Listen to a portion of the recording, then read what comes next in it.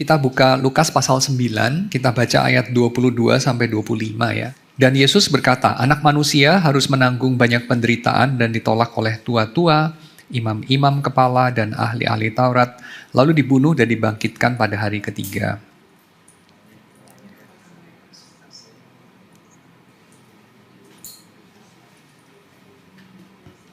Karena barang siapa mau menyelamatkan nyawanya, ia akan kehilangan nyawanya. Tapi barang siapa kehilangan nyawanya karena aku, ia akan menyelamatkannya. Ayat 25.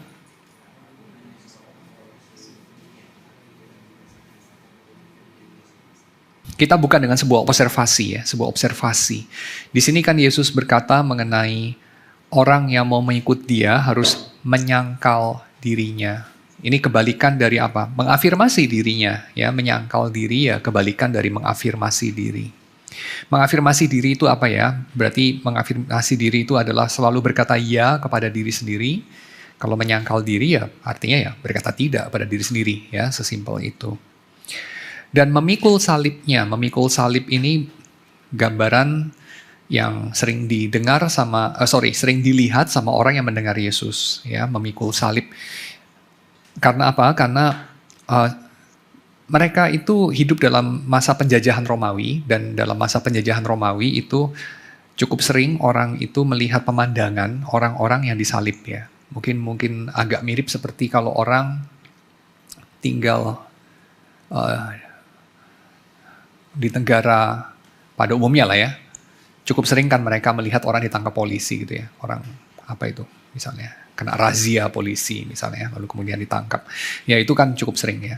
Nah sama, jadi di Romawi ya orang cukup sering melihat pemandangan orang itu ditangkap ya sama tentara Romawi, lalu kemudian dihukum. Dan seringkali salah satu pemandangan yang dramatis yang orang-orang itu nanti bisa nonton, itu adalah melihat orang yang memikul salibnya. Ya, jadi itu sesuatu yang pemandangan yang lumrah, figure of speech yang mereka bisa pahami ya pada zaman itu dalam konteks itu. Dan Yesus mengatakan orang yang mau mengikut aku, jadi mengikut Yesus ini juga istilah yang mereka familiar. Jadi tentu saja seorang murid Rabi Yahudi yang mengikut gurunya, ya gurunya kemana ya dia pergi ke sana. Kalau gurunya ke Yerusalem dia ke Yerusalem. Kalau gurunya pergi ke Betania dia pergi ke Betania dan seterusnya ya. Jadi seorang murid yang mengikut gurunya. Nah Yesus kemudian mengatakan kepada murid-muridnya, barang siapa mau mengikut aku dia harus menyangkal dirinya. Ini mereka bisa pahami ya, berarti kebalikan dari mengafirmasi diri. Memikul salibnya, nah ini saya kira mereka juga bisa paham karena mereka pernah melihat orang memikul salib. Ya. Tapi artinya apa buat kita? Jadi kita memahaminya bagaimana di zaman kita ya, menyangkal diri, memikul salib di dalam mengikut Yesus. Ya. Nah ini ada beberapa tafsiran ya, nanti kita akan melihat. Tetapi kita fokus dulu kepada yang pertama, yaitu menyangkal diri, ya, kebalikan dari mengafirmasi diri. Nah ini saya mulai dulu dengan satu observasi, ya, observasi yang dilakukan, yang dijabarkan sama Leon Morris di sini. Dia mengatakan bahwa kalau kita perhatikan manusia, termasuk diri kita melihat bahwa diri kita ini sangat attach sama diri sendiri, ya. Contohnya apa? Contohnya kalau orang mau bikin assessment yang objektif, itu orang harus mengundang pihak ketiga. Pihak yang bukan diri orang yang di-assess itu untuk melakukan assessment. Dan kalau bisa, pihak itu sejauh mungkin dari orang yang bersangkutan. Nah ini sekarang saya supply dengan pengalaman pribadi saya ya. STT tempat saya bekerja, itu kan pernah beberapa kali dinilai. Ya. Kan memang semua sekolah ya dinilai ya. Tiap 5 tahun kan diakreditasi itu namanya ya, dinilai. Nah ketika terjadi proses penilaian, yang dikirim untuk menilai asesor itu selalu tidak boleh dari kota yang sama. Jadi misalnya STT tempat saya bekerja ini kan di Jakarta. Asesornya itu tidak boleh dari Jakarta. Gak boleh satu kota gitu. Mau dari Jogja boleh ya, mau dari Aceh juga boleh, mau dari Papua lebih bagus gitu ya. Dari kota yang lain. Pertanyaannya kenapa aturannya seperti itu ya? Kenapa harus dari kota yang lain? Karena anggapannya begini, kalau dari kota yang sama lebih gampang untuk nanti kong kali kong ya. Kamu lakukan ini buat saya lakukan itu buat kamu lain kali gitu. Ya, jadi dari pengalaman itu saya kemudian mengkaitkan juga dengan komentar dari asesor waktu hari pertama dia datang. Dia datang langsung dia ngomong begini, kenapa kita butuh assessment dari pihak yang lain? Karena orang itu tidak bisa melihat tengkuknya sendiri, dia bilang. Nah ini, wah gambaran yang menarik ya. Manusia itu tidak bisa melihat tengkuknya sendiri. Benar juga ya, kita itu bisa lihat tangan kita. Kalau di kaca kita mungkin juga bisa lihat jidat kita ya. Tapi melihat tengkuk itu kayak agak susah ya. Kayak pakai kaca pun agak susah, mesti 2 kaca gitu kan. Melihat tengkuk, nggak bisa ya. Ada beberapa bagian tubuh itu kita tidak bisa melihat dengan mudah. Nah, tapi orang lain bisa melihat dengan mudah. Melihat tengkuk orang lain, gampang ya, lihat tengkuk orang lain, sangat mudah. Nah sama, kita itu melihat diri sendiri, kalau kemudian kita yang sendiri disuruh untuk melihat diri kita, seringkali kita punya bias yang kelewat positif.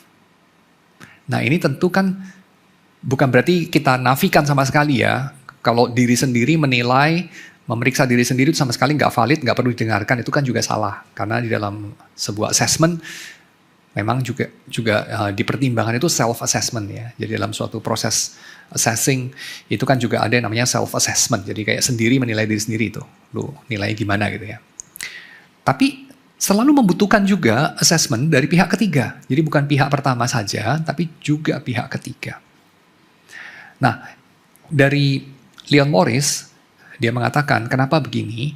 Karena diri kita itu dengan gampang menjadi tidak tepat penilaiannya ketika berkaitan sama diri sendiri. Makanya selalu butuh pihak ketiga juga. Pertanyaannya kenapa? Ini dikaitkan dengan pengamatan yang kedua. Tapi kenapa kalau itu berurusan dengan orang yang kita tidak kenal, ya jadi kita pihak yang jadi asesor nih ya. Orang yang tidak kita kenal, kita dengan lebih mudah, jauh lebih mudah, itu kita menjadi objektif. Bener nggak?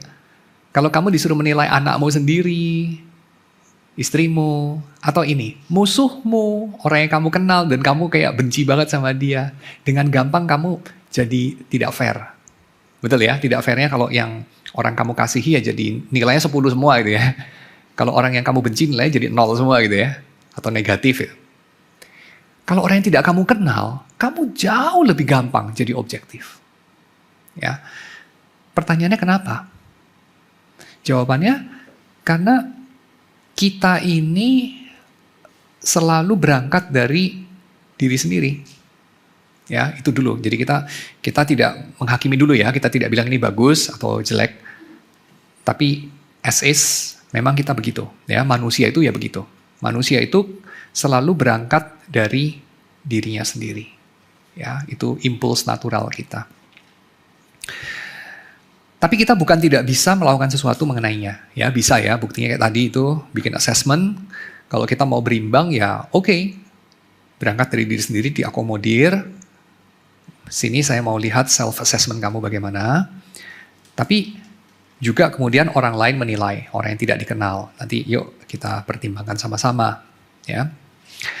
Nah oke, jadi kita perlu dua-duanya. Dan ini memberi kita satu pengetahuan bahwa diri kita itu somehow ada relasi istimewa dengan diri sendiri.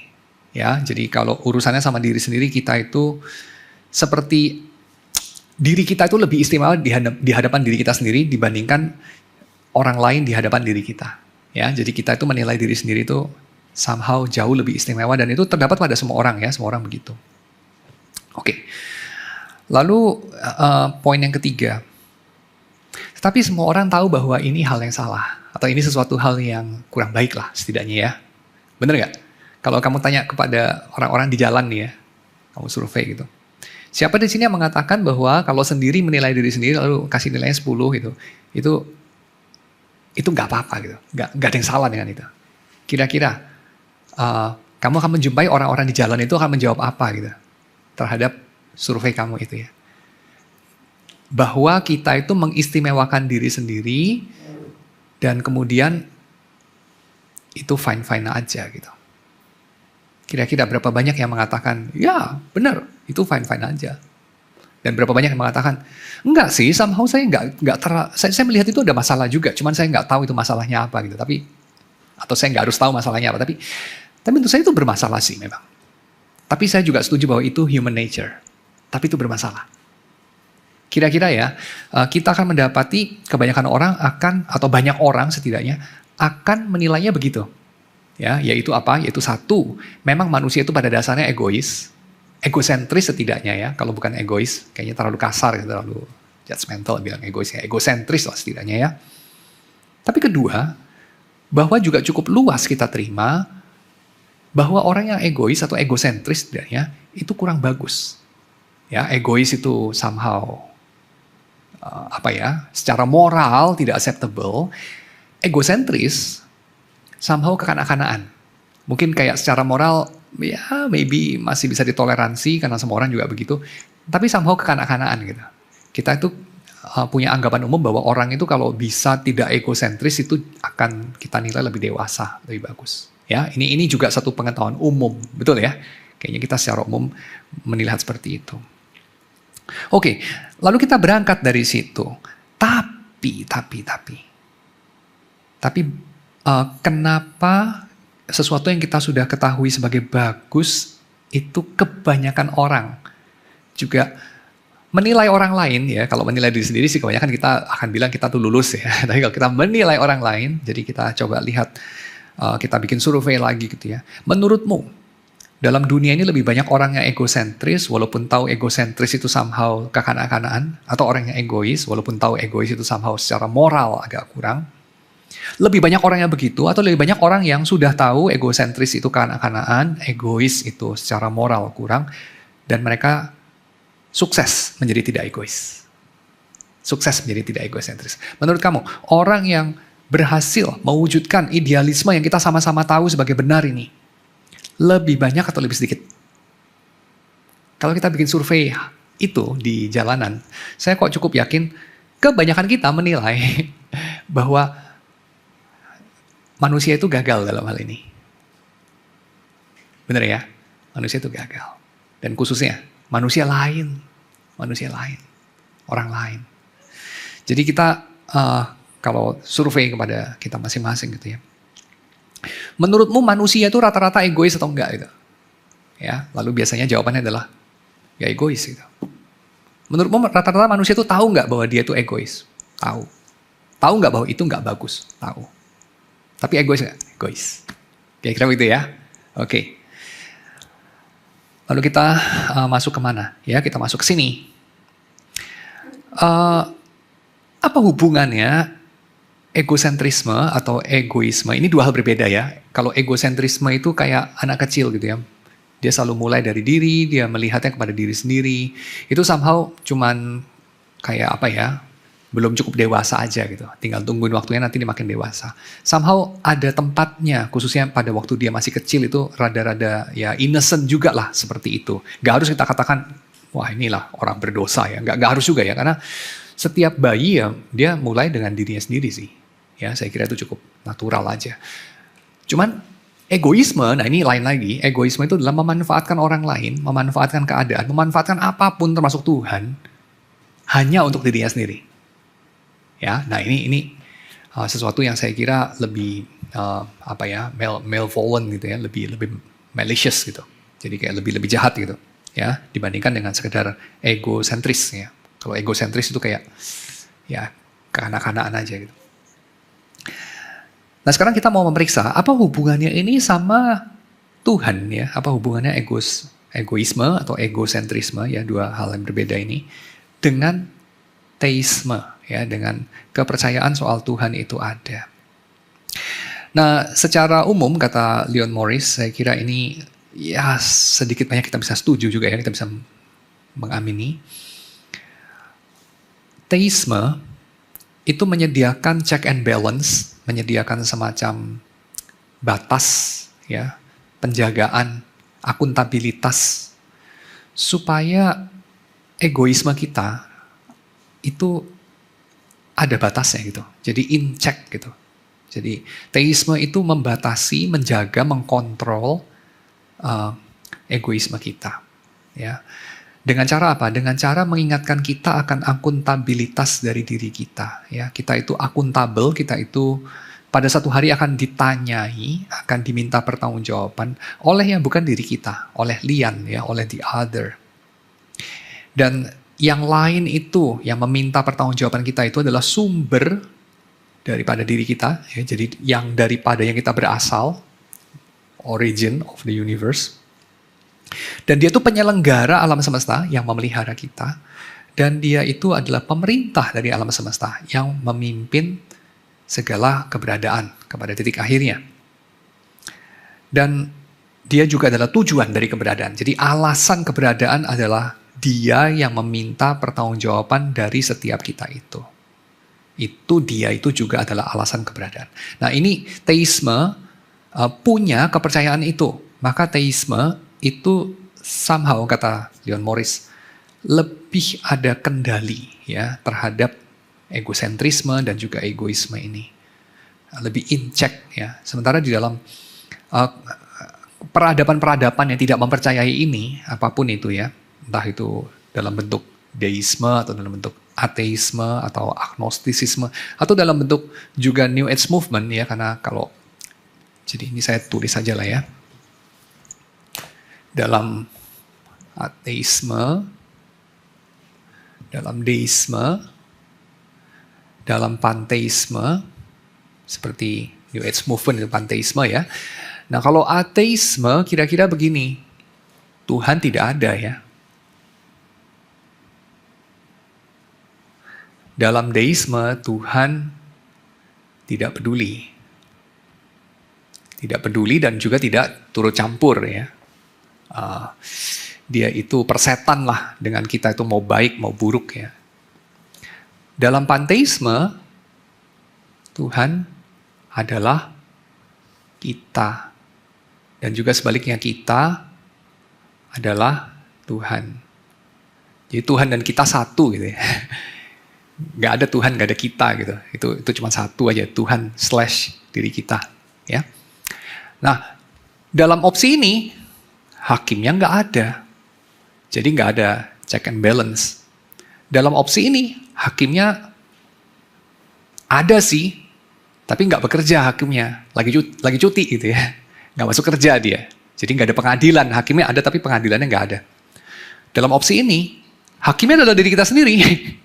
Ya, diri kita hakimnya, diri kita juga yang dihakimi gitu. Jadi kayak nggak ada pihak lain. Jadi kita tidak dihakimi oleh lian, tapi sama diri sendiri yang sama aja akhirnya nggak ada penghakiman ya, karena kayak diri kita menilai diri kita biasanya ya sudah cocok ya, selalu sudah lulus ya, karena kan nggak ada perbedaan.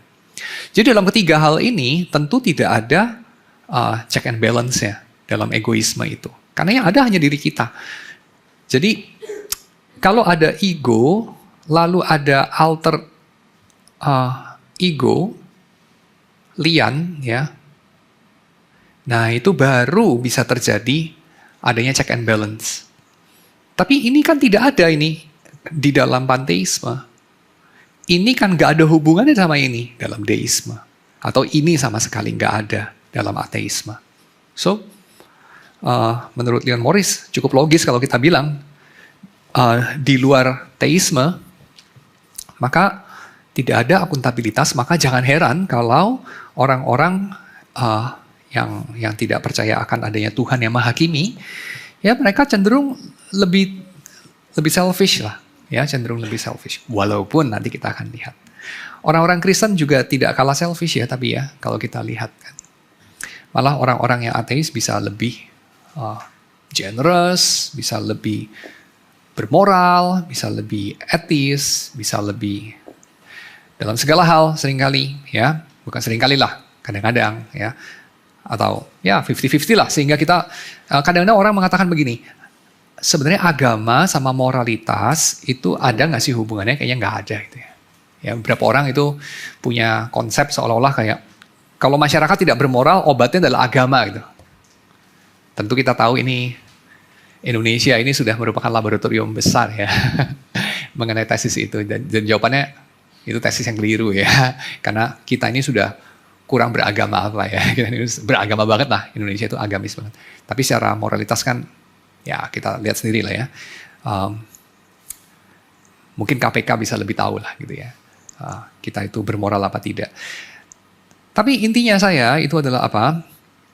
Di satu sisi ada orang-orang seperti Leon Morris yang mengatakan bahwa teisme itu kasih akuntabilitas, kasih pagar, kasih kayak penjagaan, sehingga orang itu tidak out of control, dia punya selfishness. Tapi di sisi yang lain kita melihat fenomena dalam kenyataannya bahwa orang-orang yang beragama itu juga bukan tidak egois, ya juga bukan tidak egois. Tapi kemudian kita bertanya jadinya ya, tapi ada nggak bedanya egoisnya orang yang beragama dengan egoisnya orang yang tidak beragama? Ada nggak bedanya? Egoisnya orang ateis, selfishness dari orang ateis dengan selfishness daripada orang yang religius. Ya, rajin ke gereja, rajin pelayanan, you name it ya. Ada bedanya nggak? Saya kira ada bedanya dan ini kayaknya kita cukup sering dengar, boundary to cliche ya, kalau saya mengatakan. Perbedaannya adalah mungkin yang satu adalah terus terang, yang satu lebih tersamar ya. Jadi yang satu itu selfishness-nya itu lebih kayak ya terang-terangan aja gitu. Ya. Yang satu itu lebih tersamar. Jadi kita perlu berpikir lebih ya, melihat lebih ke balik penyamaran itu untuk bisa mendeteksinya. Walaupun ini saya tidak membatasi hanya ya penyamaran ini pada orang-orang beragama sih ya, tapi juga orang-orang bermoral pada umumnya. Yaitu apa? Yaitu kalau kita mendeteksi adanya ini ya, kalau orang beragama kan demi Tuhan ya, demi kemuliaan Tuhan, demi kemajuan dari gereja atau kekristenan atau supaya tidak mempermalukan Tuhan atau kekristenan ya, kira-kira begitu ya kalau orang beragama berputar di urusan yang tidak terlihat. Kerajaan Allah, kemuliaan Tuhan, ya hal-hal yang kayak seperti intangible gitu ya, di satu sisi. Tapi kalau orang-orang yang ateis mungkin ya, atau deis, atau maybe juga panteis, mereka mengatakan ya mungkin nggak seperti itu ya. Kan kita nggak pernah dengar orang ateis bilang for God's sake gitu ya kayaknya. Ya, mungkin pernah sih, tapi kayak just figure of speech ya. Tapi mereka bilang mungkin demi rakyat ya, demi rakyat. Demi kebaikan ya, for goodness sake gitu ya. Jadi bukan for God's sake, tapi for goodness sake ya. Jadi goodness, God ya kayak oke, ini lebih nggak usah sebut-sebut Tuhan gitu ya. Atau demi kemanusiaan ya. For the sake of humanity. Gitu. For the sake of humanity, ceasefire misalnya. For the sake of humanity, yuk kita chip in untuk satu cause yang baik ya, sumbang-sumbang duit gitu ya. Dan seterusnya demi kemajuan ya di sisi yang lain, demi kemajuan mungkin kemanusiaan akan dikorbankan ya, kalau yang tadi demi kemanusiaan kemajuan dikurangi kecepatannya atau apapun ya, demi apapun ya. Kalau orang Kristen demi kemuliaan Tuhan, demi kerajaan Allah. Kalau orang yang tidak Kristen atau tidak percaya adanya Tuhan ya, lebih tepatnya mungkin demi rakyat, demi umat manusia, demi kemajuan, demi kebaikan, demi keadilan, demi yang lain gitu ya. Tidak pernah sih kayaknya demi setan atau demi keburukan atau demi ketidakadilan atau demi kesia-siaan, itu nggak pernah ya. Kalau demi bla bla bla itu hampir selalu yang didemiin itu demi hal yang baik ya. Betul nggak? Kita nggak pernah dengar itu ya. Demi keburukan, yuk kita sama-sama berjuang demi keburukan, nggak ada ya. Demi ketidakadilan, yuk kita lakukan ini. Kan gak ada orang gitu ya. Selalu demi keadilan, ya, demi belas kasihan, demi rakyat kecil, selalu gitu ya. Gak pernah. Demi orang-orang kaya dan 1% yang paling berkuasa, yuk kita bikin begini-begini ya. Coba kamu bikin apa itu? Penggalangan dana yang di internet apa? Kita bisa itu ya. Kita bisa bikin Elon Musk makin kaya gitu ya. Kita bisa bikin perusahaan energi makin berkibar, yuk kita bisa, yuk kita tolongin. Coba saya mau lihat laku gak? Gak laku lah ya, kita bisa itu biasanya nolongin orang-orang miskin yang sakit, kan begitu ya, atau apapun gitu. Jadi selalu itu demi kebaikan, tidak pernah itu demi hal yang buruk ya. Apalagi ini, demi saya. Kamu bikin kampanye kita bisa itu ya, kampanye apapun ya, GoFundMe gitu ya. Itu adalah selalu, coba kamu bikin satu campaign, demi diri saya, bisa memuaskan egoisme saya. Saya mau tes, kira-kira menurutmu bisa laku nggak itu? Kamu dapat uang berapa gitu? Kalau GoFundMe untuk saya having fun, that's it. Tebakan saya sih ya, Saya nggak pernah benar-benar ngecek sih ini ya secara statistik. Tapi tebakan saya, campaign kayak begitu nggak akan laku gitu.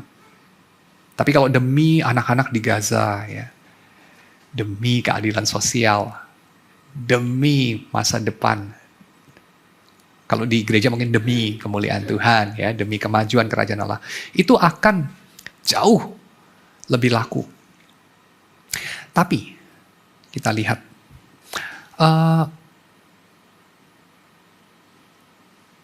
menurutmu sendirilah ya, menurut pengamatanmu, yang demi begini ini kira-kira segampang itu nggak orang manggut-manggut? Segampang kalau mereka ditanya, menurutmu manusia itu egois apa enggak gitu? Coba kamu bandingkan dua itu. Kalau orang tanya di tepi jalan nih, menurutmu orang egois nggak? Kan kayaknya kebanyakan orang aja, ya orang egois gitu ya. Menurutmu egois itu jelek nggak? Ya jelek sih, kebanyakan orang kan bilang gitu ya. Tapi kemudian kalau ditanya gitu,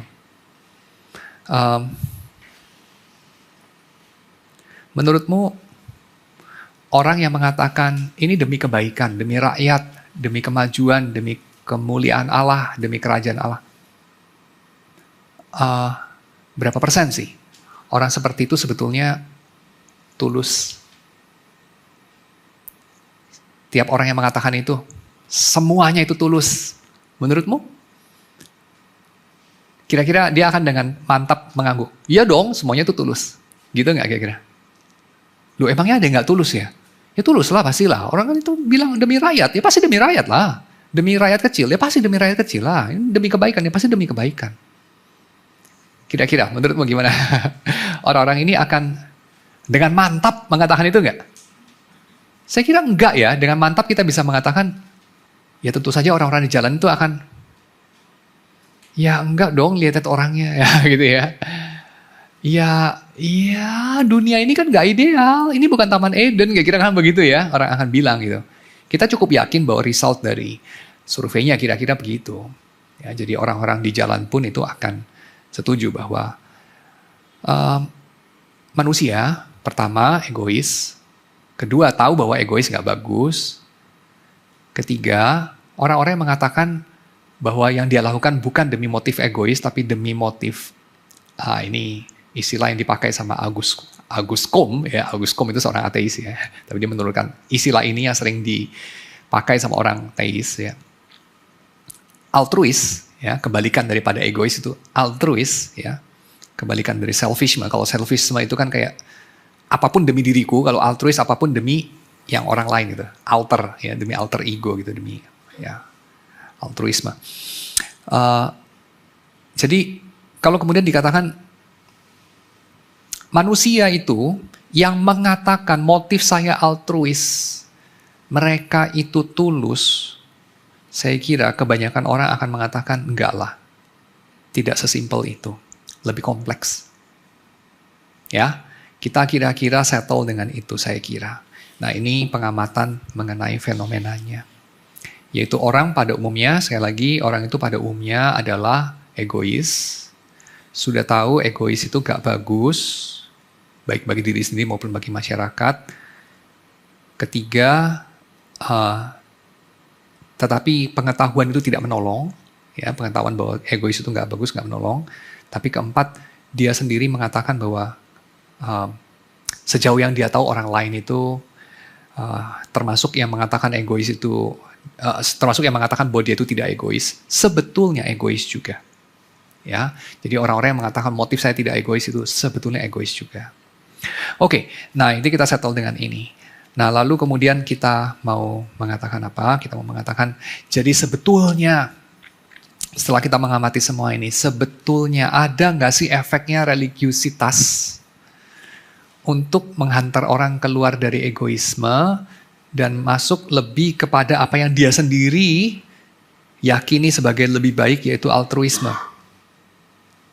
Ya, apakah itu menolong nggak, korelatif nggak? Kira-kira bener nggak tuh orang tuh makin religius itu makin tidak egois dan makin altruis? Is that so?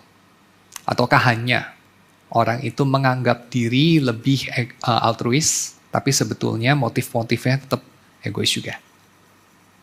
Nah, ini yang mana? Ya, jadi apakah religiusitas, ini pertanyaan risetnya ya, apakah religiusitas hanya membuat orang itu sekedar menjadi egois dengan lebih canggih, ataukah betul-betul menjadi orang yang tidak egois? Ya, religiusitas. Nah, itu pertanyaannya. Ya.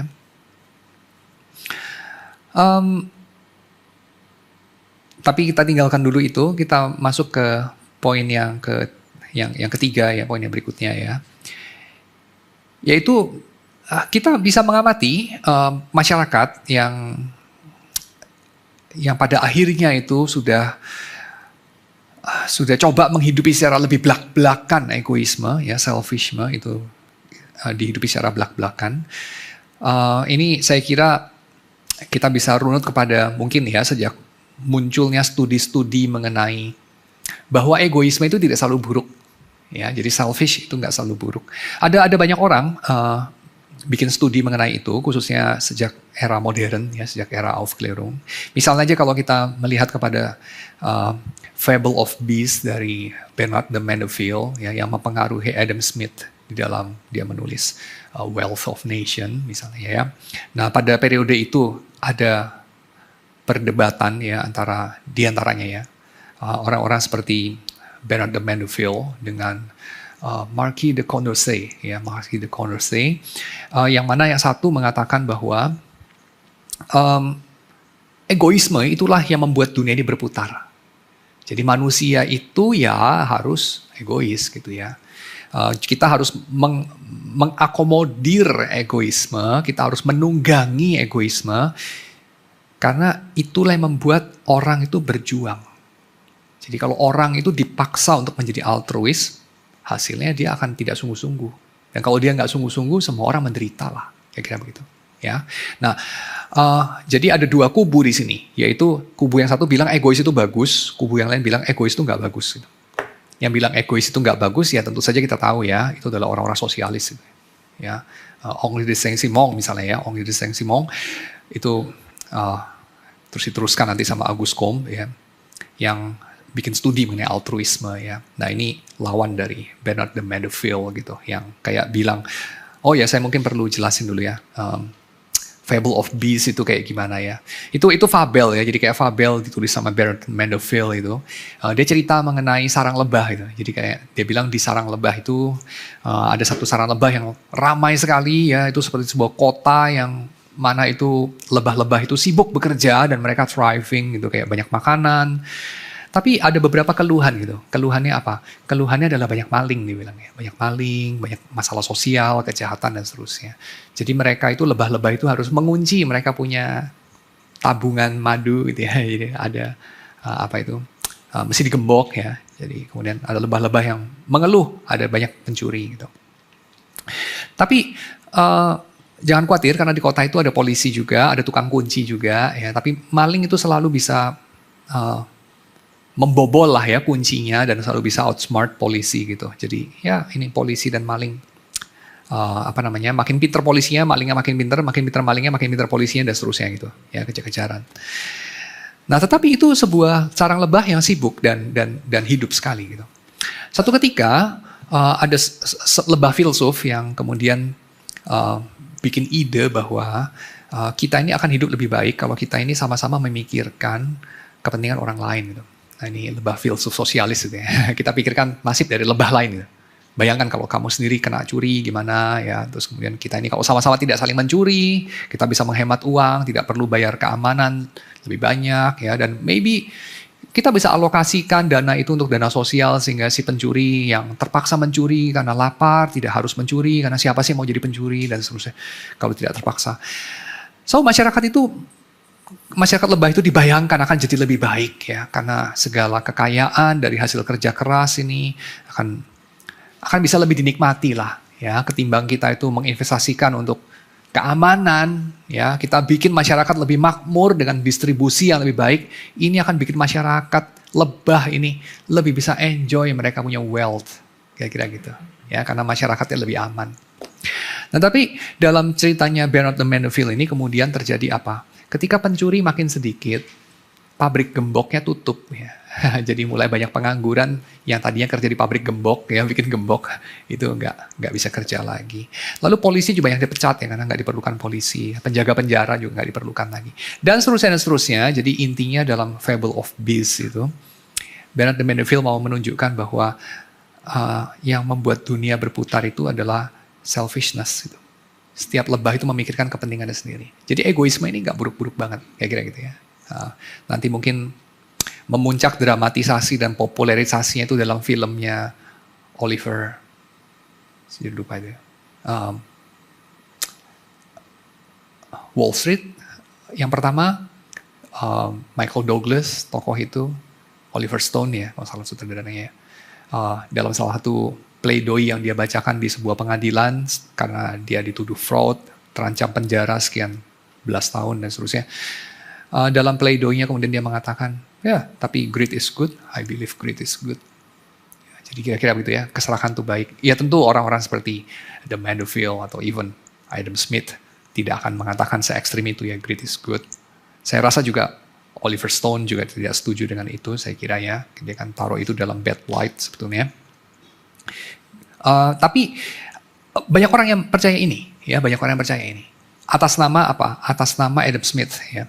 Atas nama Bernard de Mandeville, yaitu menjadi egois itu bagus untuk keseluruhan, khususnya dari Adam Smith ya, karena dia juga tulis itu Moral Sentiments selain Wealth of Nation, dan itu adalah dia punya karya etika. Kalau Wealth of Nation lebih ke ekonomi, ya ini lebih ke etika, dan Smith itu kan seorang profesor etika sebetulnya ya, jadi dia punya ekonomi juga bukan ekonometri gitu ya, bukan ya, dia tulis itu, tapi sebenarnya lebih ke arah etika ekonomi itu di dalam tulisan dia Wealth of Nation ya. Nah tapi intinya Smith itu kemudian percaya bahwa kalau masing-masing orang mencari kepentingannya sendiri, itu akan secara global itu menjadikan masyarakat itu lebih baik gitu. Jadi kalau secara partikular tiap-tiap orang itu mencari kepentingannya sendiri, secara umum kemakmuran itu akan meningkat ketimbang kalau tiap-tiap orang mencari kepentingan orang lain. Kemakmuran secara umum justru akan lebih nggak sebagus itu, ya. Dan kemudian kita suka punya contoh yang lain lah ya, soal ya coba aja lihat itu ya, Jerman Barat sama Timur gitu ya. Saya masih ingat waktu saya remaja itu nonton film yang dibintangi sama Arnold Schwarzenegger kalau nggak salah ya, sama satunya lagi itu siapalah zaman-zaman itu gitu. Satunya lagi kayaknya Dolph Lundgren kalau salah ya, Red Dragon atau apalah gitu ya, saya agak lupa ya. Lalu satu ketika itu tokoh yang digambarkan sebagai agen rahasia atau polisi dari Barat gitu. Kemudian dia memamerkan, ini gue dapat jam dari ini ya, kita tuker-tukeran jam gitu. Di akhir filmnya itu ya, kita tuker-tukeran jam, gue kasih jam gue ke dia kasih jam gue ke gue gitu, dia ke gue gitu ya, jadi kayak kita tuker-tukeran cendera mata gitu. Lalu di akhir film kayak, nah itu sisi ideologisnya ya, ideologis Barat lah ya. Temennya terus ketawain dia gitu, ya lalu dapat jam Rusia, jam busuk kan itu kan, dia bilang gitu ya. Sementara yang lu kasih ke dia kan jam Swiss yang bagus gitu ya, nah ini jam Rusia busuk gitu.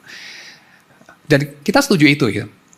Saya sebagai produk tahun 80-an ya, itu sangat percaya itu gitu, bahwa barang-barang dari negara-negara sosialis itu busuk-busuk ya, dan kayaknya ada benar juga ya gitu ya. Karl Zeiss yang Jerman Barat sama Jerman Timur kan kayak, ya memang ada beda build quality ya. Mobil-mobil kayak apa gitu, mobilnya Rusia apa sih, mobil-mobil Eropa Timur itu apa sih, Lada gitu ya kayaknya ya, terus apa lagi gitu. Nggak bagus kan, kalau yang di Barat kan bagus-bagus ya, BMW, Mercedes gitu ya, Audi ya, apalah, kan bagus-bagus. So ya kayaknya orang dalam satu sistem yang dibikin secara artificial untuk lebih memperhatikan orang lain ketimbang diri sendiri, lebih memperhatikan masyarakat ketimbang diri sendiri, lebih memperhatikan keseluruhan ya, pemerintah atau whatever ketimbang diri sendiri. Kayaknya lebih busuk ya hasilnya ya, lebih nggak bagus itu. Sementara masyarakat di mana kasih insentif kepada orang yang makin egois itu, makin bagus masyarakatnya. Oke. Tapi ada akibat-akibat yang kita tidak bisa nggak bisa sangkali juga, ya. Nah, akibat-akibatnya ini dijabarkan sama Leon Morris. Di antaranya dia ada jabarkan 7 akibat. Akibat yang pertama itu kembalinya tribalisme, ya. Jadi kayak neo-tribalism gitu. Dan tribalisme ini secara satu sisi seperti lebih absurd daripada tribalisme yang lama. Gitu. Kalau tribalisme yang lama itu kan kayak perang suku, itu juga cukup absurd, ya. Nah, zaman sekarang ini lebih absurd lagi gitu. Kalau perang suku kayak bunuh-bunuhannya lebih ada alasan gitu, ya. Mungkin kayak apa? Dia yang bunuh kakek gua gitu, ya. Sekarang gua bunuh dia gitu, kayak lebih ada alasan gitu. Tapi kalau sekarang itu enggak gitu. Karena dia pendukung kesebelasan pihak lawan gitu. Ya. Lalu kemudian kalau ketahuan ada di antara kerumunan orang-orang yang pendukung kesebelasan pihak sepak bola, ya, lawannya gitu, terus bisa dipukuli, ya, sampai mati dan seterusnya. Kan seperti lebih absurd, ya. Dan di sisi yang lain di sisi sosial orang bisa dibunuh bukan hanya badannya tapi juga secara sosial dibunuh. Kita melihat adanya ini, ya, cancel culture gitu. Culture untuk menghancurkan sama sekali eksistensi sosial, khususnya dalam media sosial, ya, dari orang-orang yang tidak disukai secara massal gitu. Ya, cancel culture, saudara tahulah itu, ya. Nah, ini tribalisme yang muncul di dalam masyarakat yang selfish dan mengglorifikasi selfishness, ya. Dan coba membenarkan itu, merasionalisasi itu gitu. Kalau bukan saya, siapa lagi yang melindungi kepentingan saya gitu. Semua orang juga egois, ya apa salahnya saya juga egois. Nah, pada akhirnya melahirkan tribalisme seperti itu, ya, tribalisme. Karena bagaimanapun kita itu masih punya, kita itu adalah ciptaan yang diciptakan sebagai makhluk sosial, ya. Jadi ketika keterciptaan sebagai makhluk sosial ini kita sempitkan menjadi egoisme, nah egoisme yang sosialis itu jadinya tribalis, ya. Jadi kayak saya hanya memikirkan kepentingan golongan saya gitu. Kalau secara individual kan saya hanya memikirkan kepentingan diri saya gitu, ya. Tapi karena kita makhluk sosial, mau nggak mau kita sosial juga, ya. Akhirnya ya saya hanya memikirkan kepentingan golongan saya, gitu, ya. Suku saya, agama saya, golongan saya deh pokoknya, lingkaran saya, ya, dan seterusnya. Tribalis, ya. Ini tribalis juga berlaku di gereja. Kalau di gereja mungkin tribalisme denominasi denominasi gereja gitu, ya, atau apapun, denominasi teologi, ya, tribalisme teologi dan seterusnya. Itu yang pertama. Yang kedua, kekerasan dalam rumah tangga, ya, domestic violence gitu. Tentu domestic violence ada di mana-mana, dari zaman dulu juga ada saya kira, ya. Tapi kita melihat urusan-urusan seperti domestic violence itu memiliki karakteristik yang berbeda pada zaman ini. Kenapa berbeda? Karena pertama dari individualisme yang kemudian melahirkan kayak satu rumah seperti tidak ada hak atau tidak ada kewajiban juga terhadap rumah yang lain gitu, ya. Jadi kayak ini urusan rumah tangga gue gitu. Jadi kayak terjadi satu bentuk opresi di dalam satu lingkaran, itu seperti lingkaran yang terdekat yang lain pun itu tidak ada hak dan kewajiban untuk kemudian turut campur dalam tanda kutip, ya. Oke, jadi itu penyebab akibat, ya, yang kedua dari kehidupan yang tidak ada check and balance dari Tuhan sehingga menjadi lebih selfish gitu. Nah, itu yang pertama tadi tribalisme, yang kedua kekerasan dalam rumah tangga, ya, yang lebih marak sepertinya. Yang ketiga, munculnya geng-geng kejahatan, ya, mafia, yakuza, kartel narkotika Meksiko dan seterusnya. Kita melihat ini menjadi satu masalah sosial yang, ya, tentu saja bukan zaman dulu nggak ada, ya, tetapi pada zaman kita masuk ke dalam satu level yang lebih tinggi. Dan jawabannya kenapa? Salah satunya mungkin adanya ketidakpedulian terhadap orang lain yang seperti lebih radikal, ya. Jadi kekejaman itu juga menjadi lebih menjadi-jadi di dalam dunia itu. Jadi kelompok yang satu melihat kelompok yang lain betul-betul cuma sebagai alat ya, atau sebagai barang atau sebagai penghalang yang sama sekali mereka tidak mempedulikan penderitaannya atau eksistensinya ya. Jadi kelompok-kelompok gangster ya, mereka itu biasanya sangat setia kawan, sangat melindungi, sangat baik sama yang dalam lingkaran sendiri. Tapi kalau sama yang di luar betul-betul kayak bisa hostile banget jika perlu ya. Itu ciri khas daripada mentalitas gangster ya. Dan itu juga ekstensi daripada itu tadi ya, menyingkirkan Allah sebagai check and balance dari selfishness kita, lalu karena kita makhluk sosial, lalu kemudian ya masih ada kayak sentimen-sentimen sosial kita ya, setia kawan, tapi karena itu sudah dibengkokkan kepada selfishness, jadi setia kawannya sama satu geng aja gitu. Yang ketiga ya. Yang keempat, bisnis perang. Pernah nggak dengar soal bisnis perang? Perang itu bikin miskin. Iya, kalau terjadi di negaramu.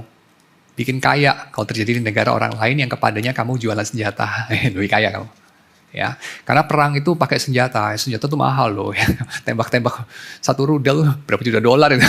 Jadi perang itu dan kalau kamu dalam keadaan perang itu sama dengan kalau kamu dalam keadaan sakit ya. Kayak apa ya? Berapa mahal pun kamu bayar gitu. Ya, bayar yang ngutang juga udahlah.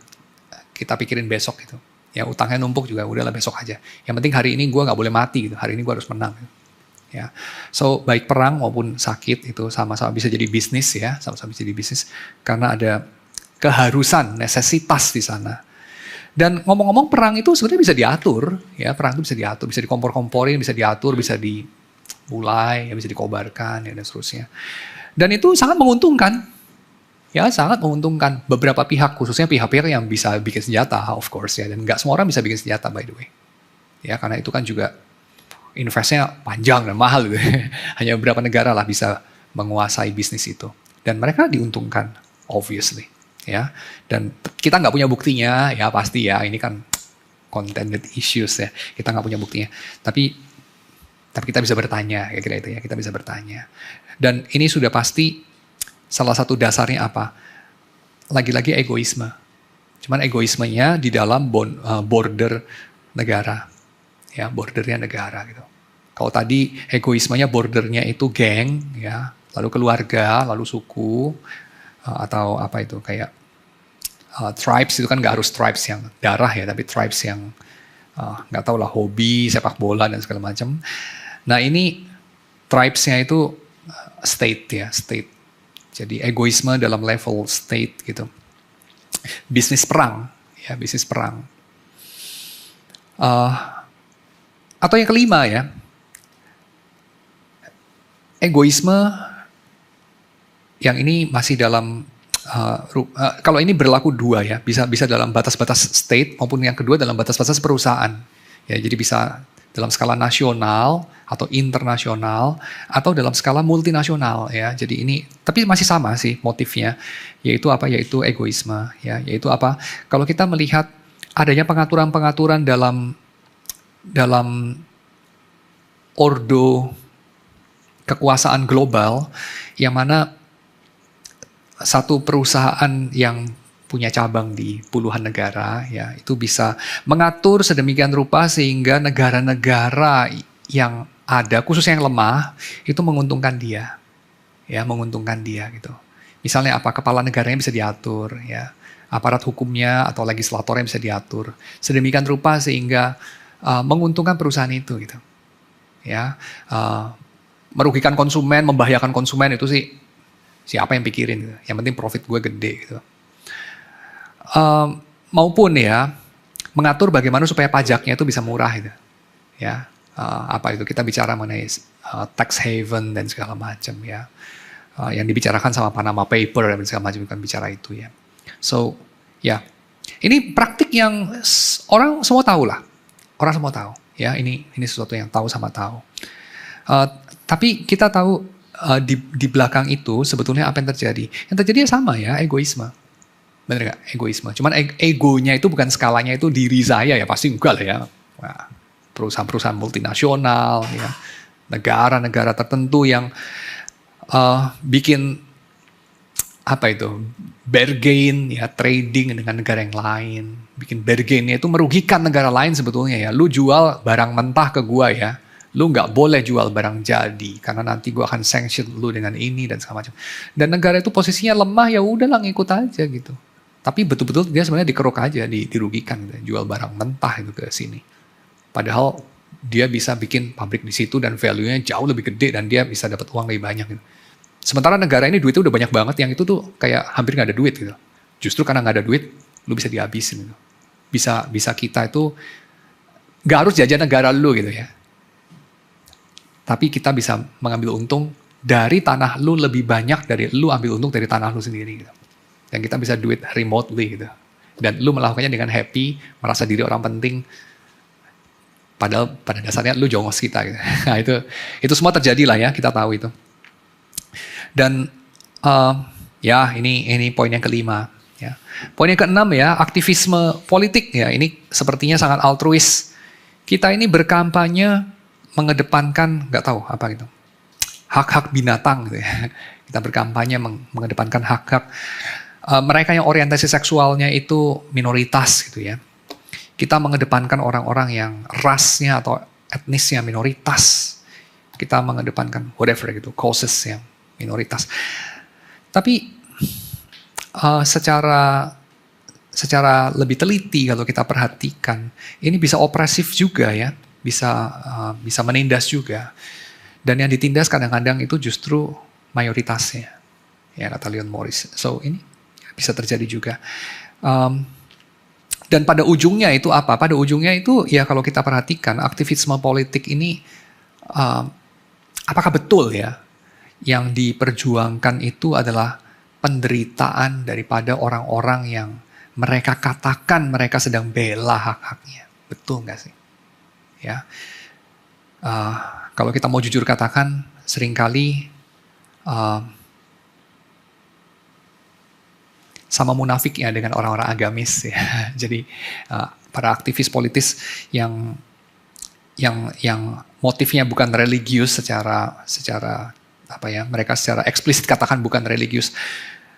Mereka tidak kalah munafik sih dengan orang-orang yang secara eksplisit religius ya, di dalam mengatakan bahwa yang mereka perjuangkan itu bukan demi mereka ya, tapi mungkin enggak sih sebetulnya. Yang ketujuh ya. Yang ketujuh adalah ya ini epitomnya tentu self-kritik. Orang-orang Kristen yang mengatakan kami berjuang demi kerajaan Allah, tapi sebetulnya ya bukan ya, demi kekuasaan dari diri sendiri, kekuasaan dari denominasi sendiri ya, kekuasaan dari ya diri sendirilah basically. Ya cuman karena Kristen terus kita mengatakan seolah-olah itu jadi legit ya, tapi sebenarnya enggak juga. Ya itu tujuh hal yang menurut Leon Morris kita perlu cermati ya, sebagai akibat ya, atau konsekuensi yang dapat diamati dari penyingkiran Allah yang seolah-olah itu jadi tidak ada karena disingkirkan, lalu bisa kita itu tidak ada lagi akuntabilitas ya di dalam selfishness kita. Nah, untuk address masalah ini kita di sini relevan ya. Perkataan Yesus ya, Yesus mengatakan apa? Dia mengatakan, kamu tidak bisa mengikuti aku kecuali bahwa kamu menyangkal dirimu, memikul salibmu ya. Seperti juga anak manusia harus menanggung banyak penderitaan, ditolak oleh tua-tua, imam-imam kepala, lalu dibunuh dan dibangkitkan pada hari ketiga. Demikian kamu yang mau mengikut aku, harus menyangkal dirinya, memikul salibnya setiap hari dan mengikut aku. Ya. Lalu dia memberikan alasannya kenapa ya. Alasannya ini, karena barang siapa mau menyelamatkan nyawanya, dia akan kehilangan nyawanya. Tapi barang siapa kehilangan nyawanya karena aku, ia akan menyelamatkannya. Lalu alasan yang kedua, apa gunanya seorang memperoleh seluruh dunia tapi ia membinasakan atau merugikan dirinya sendiri. Ya, oke. So, apa ini hubungannya?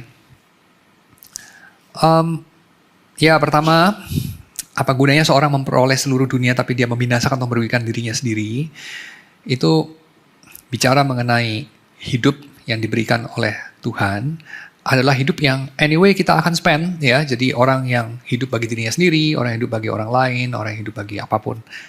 Pada akhirnya akan menjalani hidupnya dan hidupnya itu tidak bisa diberhentikan ya. Nggak bisa kayak, gue mikir-mikir dulu dong gue itu hidup mau gue apain ya. Jadi gue nggak mau spend dulu ya, so gue mau lambatin ya, gue mau pause dulu. Nanti gue pikir dulu ya, gue mau spend buat apa nih hidup gue gitu.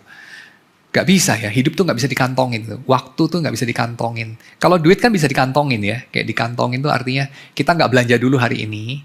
Kita mikir dulu. Sampai kita udah matang mau belanja apa. Nanti baru kita belanjakan. Kan bisa gitu ya. Tapi kalau hidup bisa gak digituin? Saya hidupnya itu mau ditukar sama apa ya? Mungkin memperjuangkan gitu supaya jadi penyanyi ngetop gitu. Atau kayaknya enggak cocok deh. Kayaknya gue gak bakat nyanyi deh. Kayaknya mau jadi mau jadi politisi aja deh, kayaknya lebih asik kayaknya. Oh tapi jangan jadi politisi deh, kayaknya politisi nanti masuk penjara lagi ya, dianggap korupsi kan, atau apa gitu kan. Mau jadi guru aja deh, kayaknya lebih aman. Tapi kayaknya jadi guru nggak jadi apa-apa deh, kayaknya cuma jadi kacungnya pemilik yayasan deh kayaknya. Oke. Gue mau jadi apa ya? Kan kita nggak bisa ya mikir-mikir gitu terus sambil kita mikir-mikir kan waktunya jalan terus ya kan. Jadi itu namanya sudah kita spending time juga ya. Tapi untuk mikir-mikir itu, untuk bimbang-bimbang kan gitu. Jadi waktu itu tidak bisa dikantongin ya, nggak bisa ditabung untuk kemudian kita ya satu hari kita spend gitu. Ketika sudah matang kan tidak bisa. Maka orang pasti akan kehilangan nyawanya. Ya, orang pasti akan kehilangan nyawanya. Tetapi ketika dia kehilangan nyawanya, dia itu sebetulnya spend itu untuk apa ya? Apakah dia berusaha untuk Apakah dia berusaha untuk preserve nyawa itu, menyelamatkan nyawanya? Ya dalam artian dia mau simpan nyawanya itu. Ataukah dia itu mau spend hidupnya itu ya, dia habiskan hidupnya itu, kehilangan nyawanya itu karena Tuhan. Ya, dia ingin kehilangan nyawanya itu atau dia spend hidupnya, dedikasikan hidupnya karena Kristus, lebih tepatnya ya, karena Kristus. Dan kalau karena Kristus, itulah yang disebut sebagai dia menyangkal dirinya, memikul salibnya setiap hari dan mengikut Kristus. Ya. Dan ini artinya apa ya, memikul salib itu? Memikul salib, beberapa orang kata Morris artikan secara salah ya. Yaitu apa? Memikul salib itu dianggap sebagai, kan memikul salib itu susah ya. Memikul salib itu kan menderita ya. Memikul salib itu kan penuh dengan kesulitan. Jadi orang itu mengidentikan penderitaan yang manusia alami setiap hari sebagai salib. Tapi kata Morris ini salah, ya ini keliru. Sebab apa? Sebab kalau kita pikir-pikir ya, ini saya kira juga benar banget ya. Orang non-Kristen memangnya nggak menderita ya, nggak menderita juga ya. Kita suka ngomong apa ya? Jadi orang Kristen susah ya, nggak gampang hidup jadi orang Kristen. Lu kira aja hidup jadi orang non-Kristen gampang? Nggak juga. Jadi orang percaya Tuhan susah ya. Lu kira jadi orang ateis hidupnya nggak susah ya? Susah juga, sama. Kita jangan terlalu GR lah, seolah-olah kita tuh orang paling menderita sedunia. Enggak lah, mengikut Tuhan tuh sulit. Iya sulit sih, tapi hidup itu yang mana yang nggak sulit ya? Hidup itu ya selalu sulit. Aha, ya nggak sih? Hidup itu nggak sulit kalau yang menanggung kesulitan orang lain. Biasanya orang itu hidupnya tidak terasa sulit karena ada orang lain yang menanggung kesulitan yang diakibatkan ulah dia kan gitu. Ya misalnya apa? Anak-anak kecil ya atau anak-anak remaja yang suka bikin hal-hal yang sembrono ya. Lalu akhirnya menanggung kesulitan siapa gitu? Naik mobil nabrak gitu ya. Lalu matiin orang gitu ya karena mengemudi terus mabok gitu. Ya mungkin dirinya sendiri nggak terlalu sulit gitu. Kenapa? Yang menanggung orang lain gitu ya. Yang menanggung bapaknya gitu ya. Atau yang menanggung karena bapaknya orang penting ya atau orang yang berkuasa. Akhirnya orang yang ditabrak mati ya terima-terima aja gitu, dikasih duit sekedarnya terus ya udah lupakan aja, lu juga nggak bisa lawan dia ya. Ya akhirnya bungkam gitu. Jadi yang menanggung kesulitan siapa? Yang mati itu ya korbannya. Lalu yang ini ya happy-happy aja. Hidup nggak terlalu sulit gitu ya. Jadi hidup itu bisa nggak dianggap nggak sulit? Ya bisa, karena yang sulit orang lain ya. Tapi pada umumnya hidup itu ya sulit, kira-kira begitu. Ya hidup itu selalu sulit. Jadi kalau kita bilang memikul salib itu ya menanggung kesulitan hidup, keliru. Ya kata Morris, keliru. Kenapa? Ya karena kalau seperti itu, maka orang-orang yang beragama lain, orang-orang ateis malah ya, itu juga sama, memikul salib juga. Apa mereka sudah mengikuti Yesus? Kan enggak. Jadi kesulitan hidup itu ya bukan salib. Walaupun salib ya kesulitan, ya. Tapi tidak semua kesulitan hidup itu salib. Enggak. Salib itu yang Yesus katakan harus kita pikul setiap hari. Dan ingat, salibnya masing-masing nih. Ya, orang harus memikul salibnya. Bukan salibnya Tuhan yang dia pikul, bukan salibnya orang lain yang dia pikul, tapi salibnya sendiri. Nah, salib itu apa? Kalau salib itu cuma sekedar kesulitan hidup, jadi kayak, ya salib gua deh, gua nih orangnya apa ya, misalnya apa ya, napasnya bau jadi gak banyak teman gitu ya. Atau salib gua tuh apa ya, otak gua agak lelet gitu ya, bodoh-bodoh, jadi kayak hidup gua lebih sulit karena otak gua bodoh gitu ya. Jadi ini kesulitan hidup gua. Ya bukan lah. Ya bener sih, napas lu bau, otak lu lelet ya, tidak disukai orang, hidup lu sulit, itu benar. Dan salib itu menyulitkan, itu benar. Tapi bukan berarti bahwa kesulitan hidupmu itu salibmu. Tidak menjamin itu ya. Kenapa? Karena Yesus mengatakan bahwa orang itu menanggung salibnya setiap hari untuk mengikut Yesus ada hubungannya sama menyangkal diri. Apa hubungannya penderitaanmu sama penyangkalan diri? Gak ada kan? Coba. Orang yang memangnya hanya orang altruis yang menderita kan? Tidak. Orang egois itu menderita juga loh. Coba pikir. Orang egois menderita nggak? Orang egois bikin orang lain menderita. Orang egois kepingin tidak menderita. Orang egois menderita nggak tapi? Menderita lah. Arguably lebih menderita dari orang altruis. Kan gitu. Jadi menyangkal diri, memikul salib tiap hari, mengikut Yesus, ini hubungannya apa? Baru kita bisa ngerti apa artinya memikul salib. Nah, Leon Morris memberikan solusi begini, saya kira ini tepat banget.